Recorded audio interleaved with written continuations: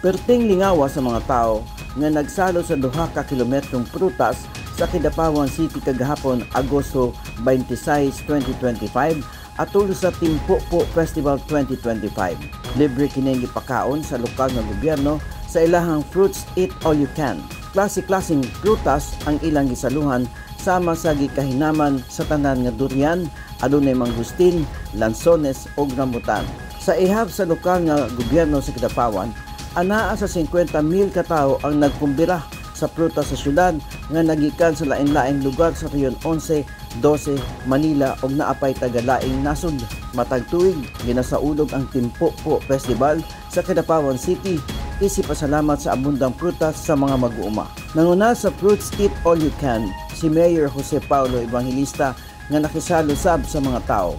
Human sa aktibidad, nagtindabagay sad ang katawhan sa paghinlo sa mga nabilin nga panit sa mga prutas aron mapabiling limpyo ang siyudad sa Kidapawan. Peng Alinyo, Newsline Philippines. Stay safe!